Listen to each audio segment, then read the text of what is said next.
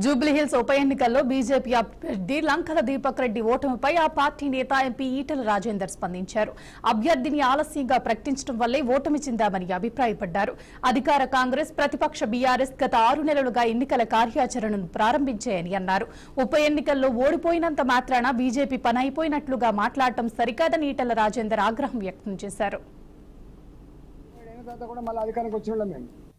20 ఏళ్ళ తర్వాత కూడా మళ్ళీ మా ఇక్కడ బీహార్ అధికారంకి వస్తున్నాం. మేము అట్లా ఒళ్ళు వంచి చెమట వడిపి ప్రజలకిచ్చిన హామీలు అమలు చేసి ప్రజల ప్రేమను పొందగలిగి అధికారంకి వస్తున్నాం తప్ప లేదు ఉత్తగానే మీరు ఈవీఎంలు మ్యానిపులేట్ చేసిందా? మరి నీవు ఈవీఎంలు మేనేజ్ చేసినావా? మీరు ఇక్కడ జూబ్లీహిల్స్లో ఈవీఎంలు మేనేజ్ చేసినావా? జూబ్లీహిల్స్లో దొంగ ఓట్లు వేసుకున్నావా? దొంగ ఓట్లు నమోదు చేసుకున్నావా? కర్ణాటకలో మరి మీరే గెలిచిండ్రు, తెలంగాణ మీరు గెలిచిండ్రు, ఎవరు ఈవీఎం పనిచేయలేదా? నువ్వు గెలిస్తేనేమో ఒక న్యాయం,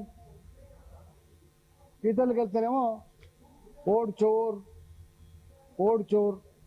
ఇదేం ఏం చేస్తావో చెప్పాలి కానీ ప్రజలకు ఒక ప్రతిపక్ష పార్టీగా నువ్వేం చేస్తావో చెప్పాలి కానీ వాటికనే కనబడుతూనే ఉంది.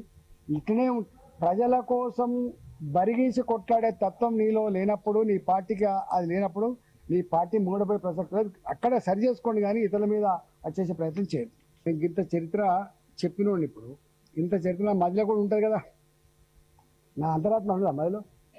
కానీ తెల్లజెండా ఎత్తాం, కొట్లాడే ఓడిపోతాం. మాకు తెలుసు ఏం జరగబోతుందో.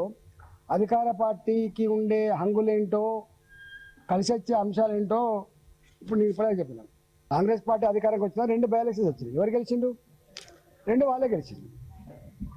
అంతకుముందు బీఆర్ఎస్ తోటి ఉన్నప్పుడు 2 మేము గెలిచినాం. ఒకటేమో ధర్మం అధర్మానికి మధ్య జరిగింది కాబట్టి గెలిచినాం, ఒకటేమో అహంకారం